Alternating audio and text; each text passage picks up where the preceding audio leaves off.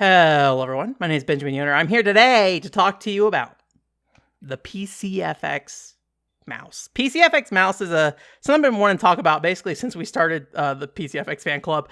Initially I was like, oh, maybe we'll talk about it on like a whole podcast episode, but honestly, the content's probably not really there. And I think also being able to kind of show you exactly what's happening probably makes a lot of sense. So I don't have a lot of experience with console mice, so I don't really know a lot about like what's going on the PlayStation mouse. I don't know what's going on with the, what's it called, mouse, the Sega Saturn mouse, right? So most of my exploration of console game micing has been on the PCFX. And I think what's interesting about the PCFX is I can kind of like pretty easily categorize games in like 3 different categories. For the games that support the mouse, which is probably about like 5 to 10 games, it's not a ton, but it is a nice chunk considering the PCFX's library. There would be 2 kind of categories I'd kind of put those games in. One is novelty kind of cursor modes, where maybe a game is not necessarily like doesn't necessarily benefit from it, but because of the type of game it is, it might feel like in some ways weirdly more natural to use a mouse because it might be like a more PC oriented genre, like visual novels, things like that, right? Or in the case of like the digital magazines, you know, being able to navigate those screens and things like that.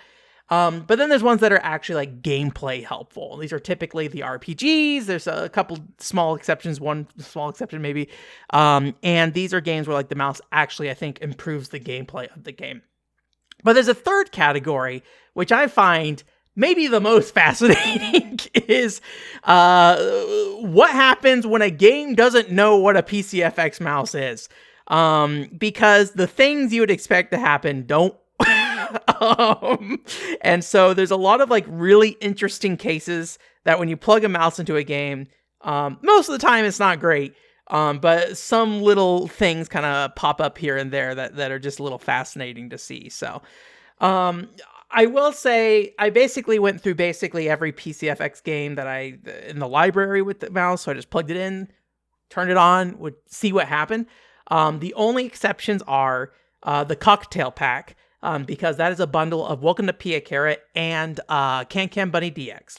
I don't know for sure. I shouldn't even say anything, but like, I don't know if those versions of the games are the exact same ones as the ones that were sold standalone, or if they're revisions of the game. So I don't know if anything different would happen there. Welcome to Pia Carrot, despite not having it on the actual case, like so when you have a game that supports mouse, there's a little mouse icon here typically to show, and it's a little cute mouse logo with like mouse ears and little whiskers and stuff. Welcome to Pia Carrot, I believe, is the only game that doesn't have that. Let me just go double check to make sure. All right, so there's definitely no mouse logo on the front of the case here for this. The game, I know for sure, does support it because I just shoved the mouse in there and was like, hey, maybe there's something. I'm just going to go skim through this material quick, make sure there's just like nothing here I'm missing. I'm not going to read any Japanese text though, but yeah, I at least don't see any like obvious signs of a mouse support. So this game, despite not really seeming to advertise itself as a mouse compatible game, is compatible.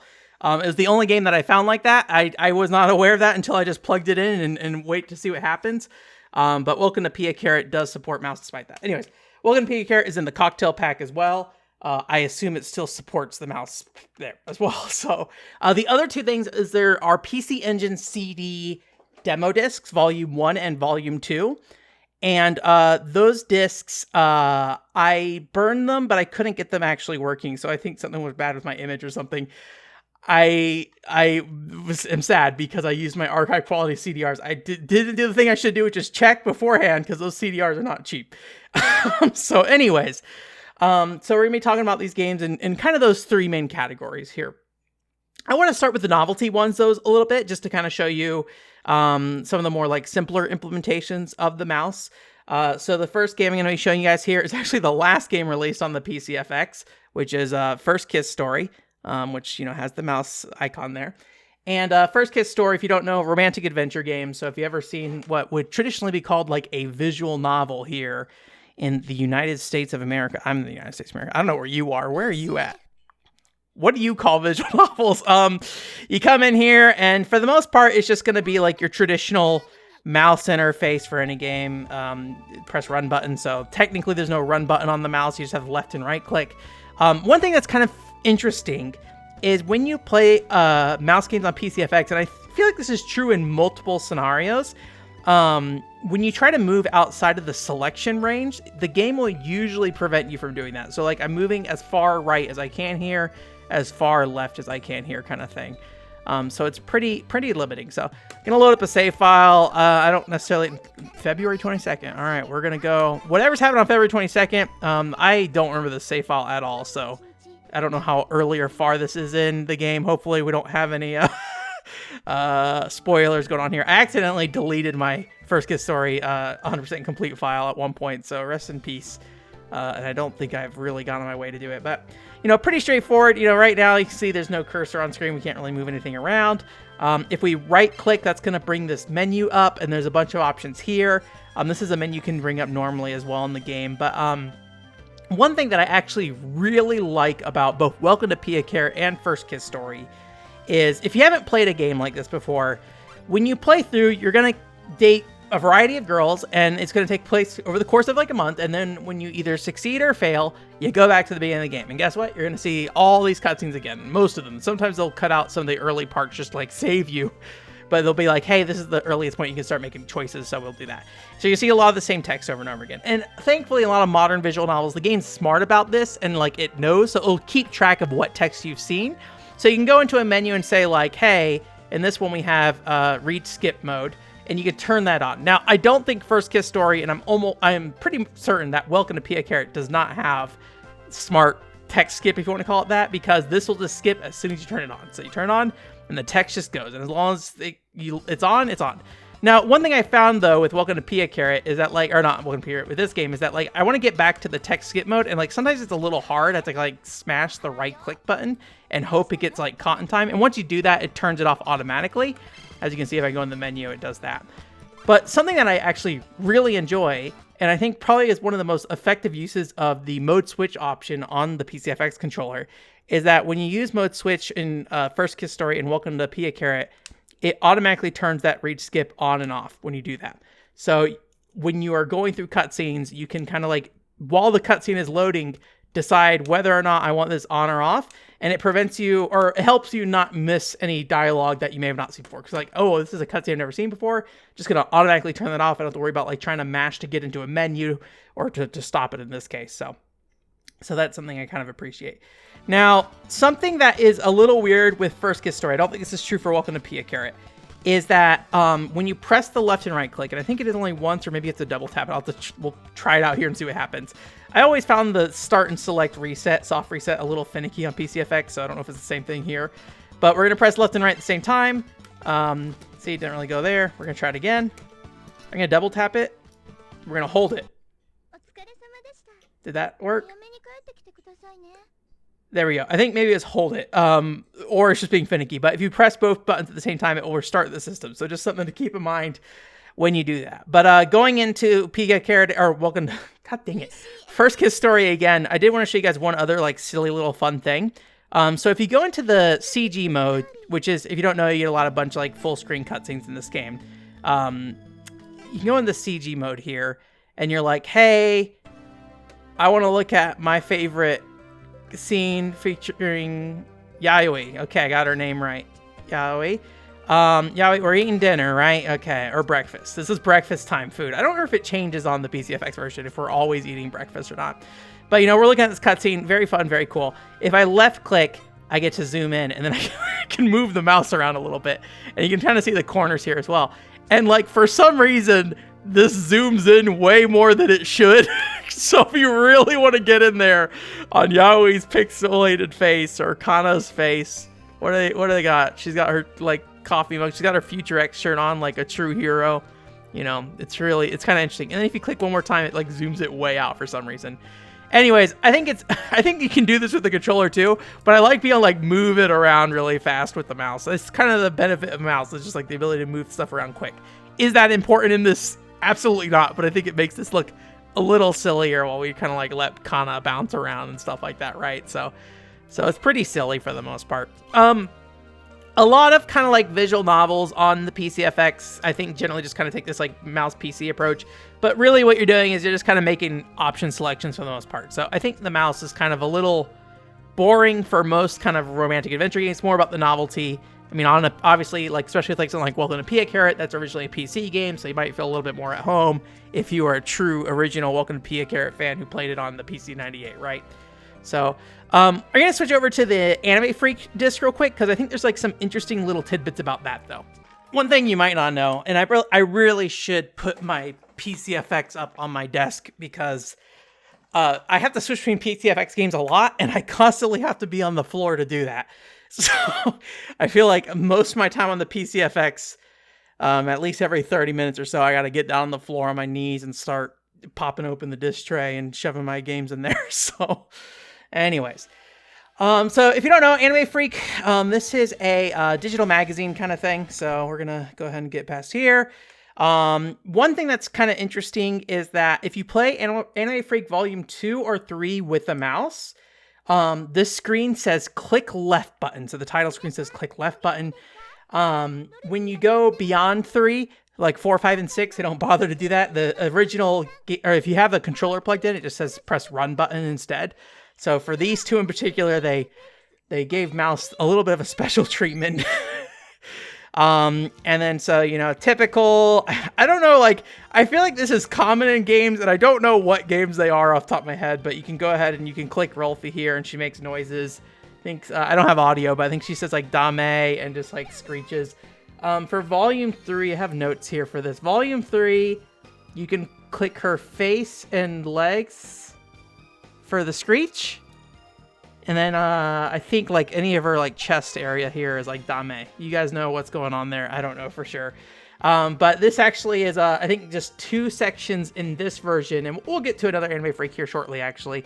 But you can also click the top, middle, and bottom in the later discs we'll get into. One silly little thing in this one, though, is there's this thing called Photo and Talk. This is where basically Rolfie's voice actor does like a little like voice diary kind of thing with text. It's pretty cute when you like sit down and look at the pictures. I don't know what's going on here most of the time. The main interest for me is where she's like playing a PCFX and stuff. But you have this little like text box that appears down here. And for some reason, you can move this up and down with the mouse. I guess you can like pull it out of the way so you can see over there, but it's just kind of this silly little thing where it's just like you have a weird amount of control. Again, like I feel like when I play, I right clicked on accident. Sorry, I clicked out. I feel like when you do stuff like that, I feel like moving around a text box is just like a really weird thing. I guess is kind of what I was trying to get to. So we're gonna go load up, I think, Voice Freak here. I think that's what I want. Just to show a little bit of like how the, I'm trying to remember what this one is. I don't remember, but if we press the right click here, we actually pull up a menu. So there's like a chapter select kind of thing going on here. So you can just mouse down to different chapters of the video file and stuff like that. And then you can exit out from that way as well.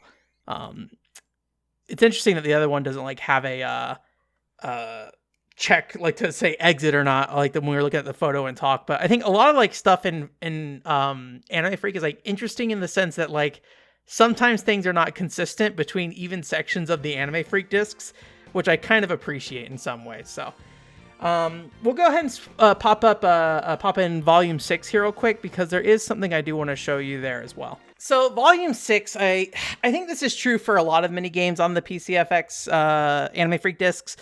But they changed like how the controls work with the mouse controls. And so the one that I have an actual note here for is for rock, paper, scissors. I'm not sure who this is. At some point I need to figure out who these characters are.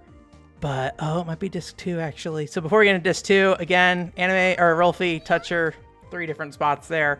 Makes noises. I think you can also touch the Anime Freak logo here as well. And I believe Rolfie says something about Anime Freak. Let me see here. I think we need to switch to disc 2 for this mini game. So let me click change disc. Well, that's kind of interesting. It stayed loaded despite me taking the disc out. I'm like, part of me wants to click one of these videos to see what happens, but we should probably just change discs. Maybe that's a future exploration for Ben. So I just put disc 2 in. Let's see what happens. Did it take me over? Disc swapping on the PCFX. All right. Big Blue. Here we go. So this is the rock, paper, scissors game. Let me in. There we go. So we play this rock, paper, scissors game. We'll hit start. And so with this one, it's a little weird because the rock, paper, scissors is determined based off the direction you use the mouse in. So once she's done telling me jankenpon or whatever it is. Get over here. Come on. Fight me. Fight me. Okay. So yeah, a little like thing here. So if I move it around, it just like automatically selects it. Like I don't have to click or anything. I just got to move it. So it's like super sensitive. So you got to like really hold the mouse still. And I am winning. And now see, like now I chose something and lost. So that tells you my rock, paper, scissors skills are off. But yeah, it's just like kind of interesting because instead of pressing the 1, 2, 3 buttons for them, instead you like have to sit here and like move the mouse around a little bit. So I believe if I recall correctly, you can kind of like tell how they're going to put their hand out based off the video file. Let me just kind of check that. Boom. Yeah, so you get time to see it. So you could probably at some point recognize the difference in like how a character moves or how the voice actor moves. I don't think I've ever gotten very far in this one, but there was one that I played where it showed like a, I'll get into that later. I'll probably make a Twitter post, but there's like one where you like win something from doing it. Like you can go and mail in some stuff and like win or get entered into a raffle kind of thing.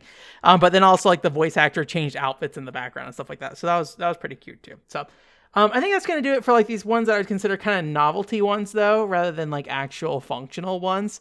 I think, I forget if I gave the names earlier, but Voice Paradise. Amegame-san was a little cute because it has like a little, what's her name? Dandy or something like that? Belle Dandy? That sounds like a name. Belle Dandy icon that like moves around on screen with your mouse. That's pretty fun. And Dokusei too as well. But again, with a lot of these things with like visual novels and these Voice Freak discs, I think they're kind of just like novelty selections. Like it doesn't really benefit the game very much. All right, so here we are looking at Farland Story FX. We recently looked at this, so I don't want to spend a lot of time on this. I think it's left, right, click, skips cutscenes. Yeah, so unlike First Kiss Story, where left, right, click actually restarts the whole video game, Farland Story, you can use it to skip cutscenes. I am a big believer in using the mouse cursor in this game. Farland Story is a very slow-moving game, and basically how this works is that when you have the mouse just like freely moving it around, you have this cursor that moves around, and you can't push the screen around until you left click, and then when you left click, you kind of drag things around a little bit. So it's a little cumbersome, but I think overall it just like makes the game play a lot faster. There is a button you can press on the controller if you're playing just controller that makes your cursor move quicker, so I'm not saying you can't move fast, but I like the precision, I like being able to come over here and just click on him, move, and say go here. I will say there's definitely some times where like I would misclick when I was playing through the game. And all you have to do if that happens, just right click to get out of here, and then it'll send your character right back. So if you right click, it cancels the movement, lets you kind of go back and try again if you missed, because sometimes it's a little sensitive in some ways. I'm not sure if there's any mouse sensitivity controls actually. I'm kind of curious. I don't see anything, at least not on this screen. So again, I don't want to spend too much time on this, but I think that's pretty much it, since I already just made a Farland Story FX video where we looked at this updated translation version by Has No Pants. I like that my disc for this says like Farland Story FX Has No Pants on it, so it's like, I don't know, you're gonna load up this version of the game and nobody's gonna be wearing pants. All right, so we're loading up Power Dolls here. I think most games, as long as you can like click left, right, or both clicks, they'll let you skip the cutscenes through that. So I don't think you're like losing any functionality in that regard. Double click as well here to skip the cutscene. So this game's a little weird. I don't know how I feel about this. So this game doesn't really have a cursor. It just kind of lets you drag the selections around on screen. Now this, when this is a strategy RPG, so when you get in, oh, interesting. Can you just like select any scenario? I don't think I've ever gone in this menu before. I guess we're gonna find out. But anyways, so most of the selections of this game doesn't have like an actual mouse cursor or anything. So it feels a little cumbersome in that regard because you're like mousing up and down these windows rather than like actually selecting anything. I'm gonna hopefully that's a good option for that. Let me out.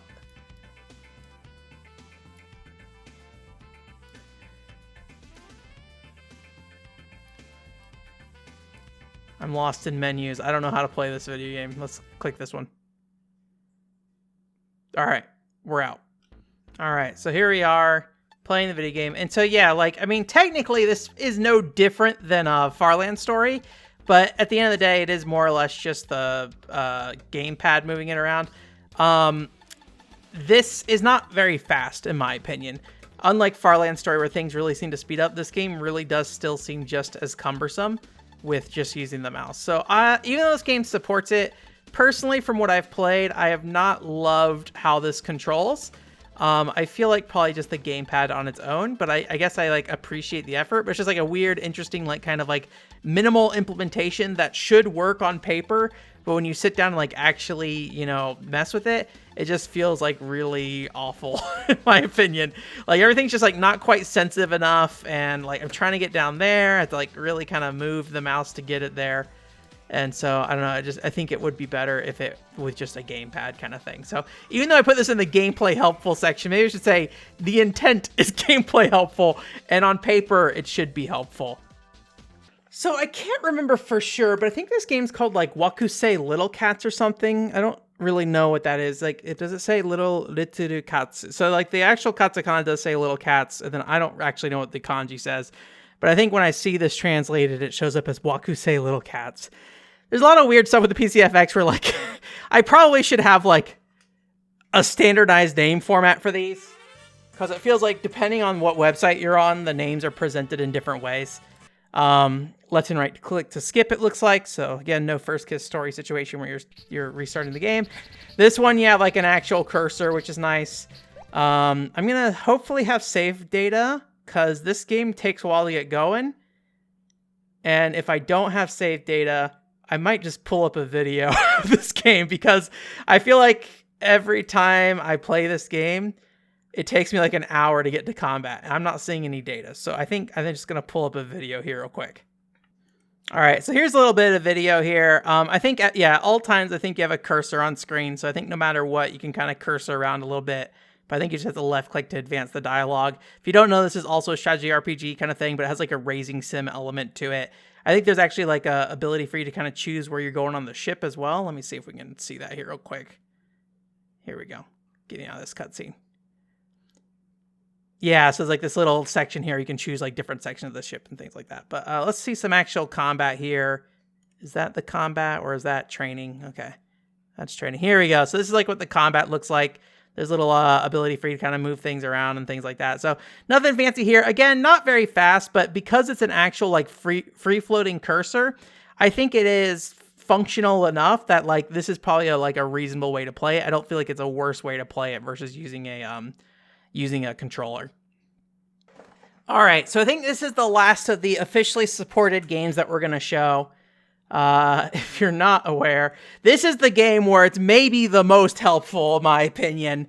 Like, top tier mouse killer app on PCFX, Shanghai, the Great Wall.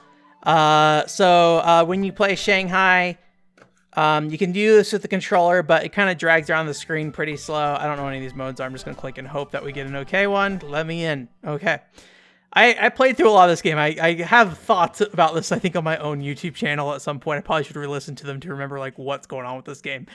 Yeah, I mean, if you ever played, like, you know, Mahjong Solitaire or whatever it's called, you know, you kind of know what you expect. But because this is, like, the arcade game, right, you know, having some speed here is just really nice overall, because you got this timer that's going down, right? You want to move things forward pretty quickly, right? So we're going to click this, left click that. Actually, I don't know that we're going to right click that to stop it. What? I need a combo. Give me a combo. Here we go. Left click this, bam, it's gone, right? And that's pretty much that. There are 2-player levels, and I believe the fabled 2-player mouse-controlled Shanghai is possible on the PCFX. I have not set that up still, even though I have the little like Bluetooth adapter that you can use a mouse with. We'll revisit that at a later time. I thought about doing that for this video and decided not to, but it's Shanghai. It's Shanghai. Hello, this is Ben from the future. I realized in editing this video that I missed one of the biggest mouse games on the PCFX. It is Super Real Mahjong. I need to move this camera. I can't see anything. Sorry Sorry, my lighting setup's a little weird now. We're gonna put it wherever we want. Anyways, Super Real Mahjong has some cute little things. First and foremost, initially I thought in the option menu it says mouse up here, and I thought this level was like a sensitivity setting. No, this is the difficulty of the game, I'm pretty sure. If you put a controller in, it says button 2 or 6. I'm not 100% sure what that means, but it could be, do you want to use the 6 button or the 2 button to confirm? I don't know for sure though. I wonder if it's actually like 2 button versus 6 button, because there are 6 options on the menu. So it probably is like, do you want to play with just 2 buttons or do you want to play with 6 buttons, which is fascinating. Maybe someday there will be a PCFX controller video. We don't need that. But we're going to load up arcade mode here. And we're going to get you're going to see there's like some pretty extensive mouse customization options here. Oh, if you've ever seen this before, by the way, this menu is fascinating. My PCFX is struggling to load it right now. But this is like a FMV recording of the arcade title screen. And you look at the bottom right corner, it says credit 0. But if I click left click, it reloads the title screen and puts credit 1 down there. But it's just an FMV video of that recorded, basically, of saying credit 1 in the corner of the title screen. It's really weird, but it's fascinating. It says press start button, though. I wonder if the arcade version is press start. So right click to skip cutscenes here. And then once we're on the actual board here, there's going to be a little like, I don't know what you would call it. It's like a little egg-shaped thing going on. Blah, blah, blah, blah, blah, blah, blah. So, you know, as you might expect, playing Mahjong, kind of the benefit of playing Mahjong with the mouse is you can go and, you know, pretty quickly go click things as a timer. So, you know, it lets you do that, right? So normally the default cursor is this little finger, right? And then we can go here, click this thing, and it changes it to a little arrow thing. This is what I meant earlier about like the little 6 things. I wonder if this is like this when it says 2 buttons versus 6 buttons. Maybe with 2 buttons you pull up this menu to select it, and 6 buttons just has the 6 different buttons. But anyway, so this arrow is pretty straightforward. Here we got a little like cat paw print, or I don't know, animal paw print. It also kind of looks like a little tiny snowman to me. But I think it's supposed to be like a little paw print or something. This is a cat, so this one's animated, so you get a little cat here, so you can put them, you know, on all the board tiles, wherever you want, and just tail just like wiggles around. There's the dolphin, same deal, wiggly tail. I don't think any other part of the dolphin has moved from what I've seen. I don't recall seeing anything else move. I think it is just the tail flapping up and down. The penguin's pretty good. He bounces up and down, so if I leave him one spot, you can see him kind of like go boop, boop, boop, and he turns left and right on his own. He flaps his wings, stuff like that. So they're like slowly getting more complicated. But then there's the ultimate mouse cursor, which is this bird. And this bird animates a ton. He like moves around and looks in all these different directions. I think I've seen him look diagonally before as well, like diagonally back left. I don't know what determines which way. Yeah, see there. I wonder if it's based off your last movement. I don't know for sure. I think it is based off your last movement. Yeah, if I press up, right, oh, maybe not. Oh, down, left, there we go. Maybe you have to do like a significant enough movement for it to work. But yeah, so he faces the direction of which you move the mouse, which is really good. And then also if you like drop your, you just stop touching your mouse, he just like goes off on a journey on his own and starts moving around. Unfortunately, I think I have only seen him move to the right and then back to his initial spot to the left. Part of me really wishes that he would just like go cause chaos across the entire board. But yeah, this is amazing. This is a great mouse cursor. And I don't know, like this alone kind of makes me want to play Super Real Mahjong a little bit. It's so good. I don't know, like, it's so weird as well that, like, this one particular cursor just has, like, so much going on with it. Like, I can't help but love it. It's amazing. All right, so now here we get into the weird stuff. So, unofficially supported games react to the mouse in really weird ways. The game that I think is most helpful in kind of showing what's going on here is not actually an officially supported game. This is actually David's Blocks, which is basically like a technical test he did of like how to port things to the PC or from the I don't remember exactly. I think he's porting something, his Tetris game from the PC Engine to the PCFX, basically. This might be an older version. I believe he updated it to make it a little bit more playable, because I think originally it didn't have like randomized blocks. So, it's Tetris. We're looking at Tetris. So what's weird is that, David did not plan on a mouse being in here as far as I'm aware. And what you can kind of see here, we might just fail out here. I might just let it fail out so we can get a better look at what's going on. All right, so we got game over. Let's see if it restarts here real quick. I don't know if it automatically restarts or not. There we go. Okay, so I'm going to move the mouse to the left. Look at that. Pause. Look at this. See, I'm just moving the mouse slightly. I don't know if I can... There's not really a good way for me to show this to you. Maybe I should... I'm just moving the mouse around, right? Just barely. And look at what's happening on screen right now.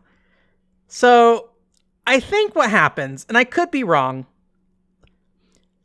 I think what happens is that if a game is not designed to handle a mouse, the PCFX is like, what is this garbage?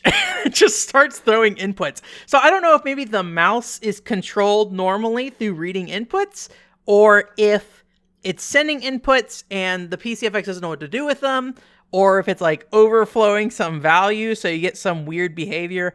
I don't understand this stuff. Don't take any of that as actual explanations of how this works. But from the user perspective, what it ends up being is that it basically is when you plug a mouse in and you move it. If I'm not holding the mouse right now, not touching the mouse right now, it's normal. Once you start moving the mouse, just stuff just starts happening. It basically just seems like it just starts pressing random inputs. And I think blocks is the best way to visualize this, because most games, you try to load them up and it doesn't really work out super well. Because random inputs are happening. But there's another problem with this as well. So let me actually kind of try to show you that with an actually officially released game. All right, so this game is, I think it's called Zoku Monogatari or something, or My First Love Story, or some, I don't remember what it is. Some kind of love story thing. It's actually a really cute game. I'd like to know more about it, honestly, but... So we're on this screen, it says press run button. This game does not support mouse, despite being kind of like a romantic adventure game kind of thing. And, so as you might think, the game doesn't know what to do with the mouse. We're plugged in, it doesn't know what to do. So if I press right, the entire console restarts. Now, again, as a user, not as somebody involved with this, I don't understand how any of this stuff works. In my mind, probably two things happen there, right? One, it doesn't know what's happening, and essentially the game, I don't know if it crashes and heads to BIOS. I feel like that's a very modern console thing to do, is to head to BIOS if the game crashes. But I suspect, and maybe something we'll test here real quick, because I actually didn't think about testing this with all these games beforehand, is what's actually happening is most games on the PCFX, or I believe most games, I maybe should do an official survey of them at some point for some silly reason, is that when you press start and select, that is how you soft reset the PCFX. So I think what might also be, or what, in my opinion, is probably what is more likely happening, given what we've seen with the controller with blocks, is that with all these button presses going on, essentially start and select are being pressed. Now, one thing I've found is it really feels like each game resets at different rates. And it seems like certain directions are a little safer. I have a note here about what direction is safe on this screen. So we're going to find out if that's actually safe. So I'm going to move the mouse down right now. Okay, I moved the mouse down. No, I moved it up there. But before that, I was moving it down.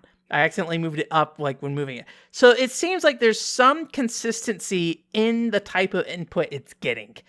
Again, this is all because looking at this as a user. So if you actually know stuff about how the PCFX works, feel free to chime in the comments what you think is happening, because that would be super fascinating to me. But yeah, if I so I'm going to try to do this going down without pressing up this time. We're going to go down. Okay. I went down. Nothing happened, right? But if I go any other direction, bam. right to the what's it called. So it's interesting. I actually don't remember if this game has it's a little hard to tell, because when you click the button, sometimes the mouse moves a little bit, and this is super sensitive. It if I just like you saw earlier, it restarted with me not even trying. I just barely moved up after letting go of the mouse. I'm gonna click left here real quick, click right. Okay, nothing happened in that situation. So I will say most games have this behavior to some extent. There's some games where There's a lot more free time if you move the mouse around before the game will hit like a reset point. So it depends on, I think, again, on the movement of the mouse.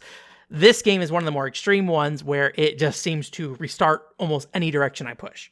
But down seems to be safe. Some games I can definitely get around way more before it somehow triggers the restart process. One thing I did want to show you were a couple of different very specific oddities with this. So let me go ahead and grab another game. All right, so I think any PCFX fan knows what this is. Battle Heat, one of the launch games on the PCFX. Likely because of that, this game was never intended to use the mouse. I don't know. Maybe they knew about the mouse. Who can say? So if I move the mouse around on this screen, nothing happens. If I left click, it goes through.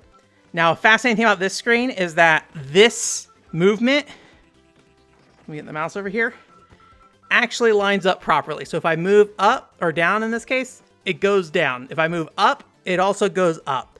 And I can go ahead and the left click actually does work for going through to the tournament screen. And so I can get to this screen here, but then now it's unresponsive. I'm not able to do anything here. So it is interesting that it seems to function properly on the main menu. There's no restart here either at the same time. So I'm just going to manually start the game. I forgot to check to see if Zoku Monogatari or whatever it's called restarts with start and select. Maybe we'll look at that here in a second. However, as fun as it would be to like theory craft of like, hey, there's like some weird little bit of mouse support in Battle Heat, I think this is entirely coincidental. And I think the reason why I feel that way is because when you're on this menu, when you move left and right, it also moves the menu up and down. So I have a feeling that it just happens to work out this way, and it's just like very specific. Now, I don't know for sure if the Tengai Makyo game that's like this is running on the same engine. They're both Hudson Soft games, so I would not be surprised if it's using this game as the basis. But that game has the exact same behavior from what I remember. Or at least on my notes here, I noted that as some of the exact same behavior. So that game seems to behave in the same way, where it's like this weird kind of works, but probably doesn't actually, was probably not actually intended to work kind of situation. So unfortunately, I'm loading up Team Innocent here, and Team Innocent, I'm using the Japanese version. This is translated into English, just as a heads up. So if you want to play Team Innocent, I'm sure everybody watching this is probably aware. It is in English, though, if you want to. I just can't find my my Pern copy right now of that. So what I want to show you here is I'm on this screen. I'm pressing left, right, moving the mouse around. Immediately like, Ben, what's going on? What's weird here? Nothing's happening. This is actually, despite that probably sounding normal and what you'd expect, this is pretty rare on the PCFX. Most games have that like crazy movement. So the games that I see with like no response, there's like Anime Freak Volume 1 does not have mouse support, and it just straight up doesn't respond. Dragon Knight 4, no response. Firewind Matoi Gumi, no response. Mahjong Goku Tenjiku has no response. Megami Tengoku 2. So I think pretty much every Hunex game, if I recall correctly, has no response. Let me double check. Let me check Blue Breaker real quick. Blue Breaker. Nope, it does get interpreted. So anyways, you're not every Hunex. I made something up. But it's probably about like as many games that are supported by the PCFX mouse on the system, like officially. That's about how many actually seem to not respond to the mouse doing anything. I don't know if that's because of just some weird fluke, or if there's like some intentional setting that gets set where it just says like, yo, don't accept inputs from anything that isn't a PCFX controller, a genuine PCFX controller. So Team Innocent is one of those games safeguarded from your mouse shenanigans. But yeah, it's kind of funny that like a no response game is like one of the games that are actually kind of interesting. All right, the new fan favorite. Sparkling Feather. This one is interesting, and I hope it works how I've written it down here, because I don't understand why the game works this way. Which is funny, because I was mentioning like maybe the Hunex games don't respond, but Sparkling Feather is, well, It's a Gems game, but I think QNX kind of wrapped up the project. I think Bobo mentioned he did like testing on it. If you don't know Bobo, we did an interview on a podcast a while ago. He worked at QNX for a little while. So anyways, Sparkling Feather is a fascinating one. Let me pull up my exact instructions here because it's a bit odd. So my notes here say that for the most part, nothing happens. So I did get to skip the cutscene when I right-clicked there, but we're on the title screen, nothing happens. Start, left-click, right-click, double-click, nothing's happening. All right, let me see if I can show this to you. If you just kind of saw what happened. So, moving the mouse around doesn't seem to impact this game at all. But tapping the mouse up and down seems to get interpreted as inputs.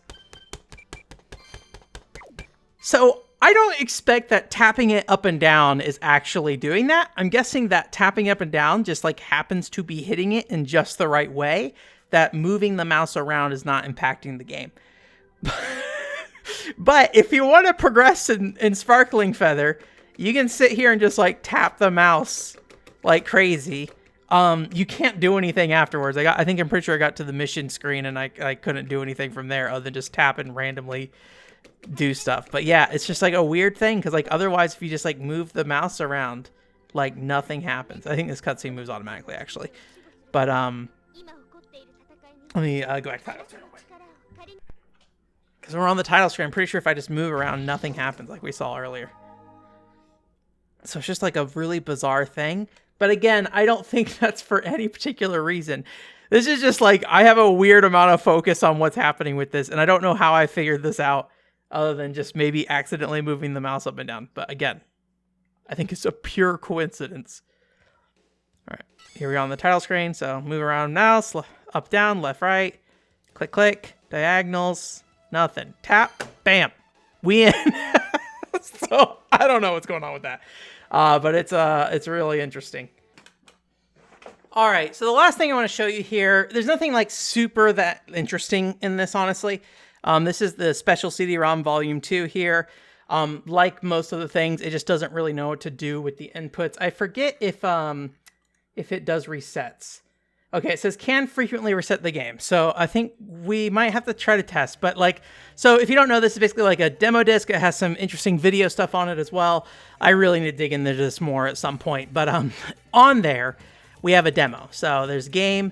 In this case, I believe we should be able to somehow get into the Nurgens demo. I also see Blue Breaker there. So I don't know if I just like, that's what I stumbled into last time. I'm going to move the mouse. Okay. Okay, I think it's just Nurgens. So I think I just like ended up going in here. So, okay, we restarted. We're going to try again. Okay, I moved down and that seemed to work. So I think we're going into either Nurgens or Blue Breaker. One or the other. Okay, I'm pretty sure we're in Nurgens.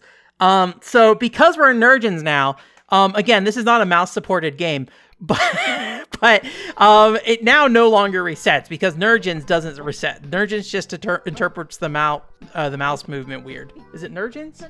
Nurgens? Oh, I'm getting that right. The 3D flight game. I need to get the names down on these. But yeah, so even though that previous demo disc would reset, this game, once you launch into it, doesn't do that. Which I think is expected because I assume basically this thing is running like its own separate thing. I don't know how demo discs work and how they launch executables or something like that or whatever they got to do to get into a game. I also don't know if you can end up back in the menu after this demo, like back in the core menu, or if it just asks you to reset the console kind of thing. But yeah, I thought that was like a kind of a fascinating little thing you can do too. So anyways, did you need that much of a look at the PCFX mouse? No. But, you know, I think it's fascinating that, like, for some reason, all these games, like, handle it a little differently. You know, I just gave you kind of the top-level overview. You saw basically everything that there's to see with that.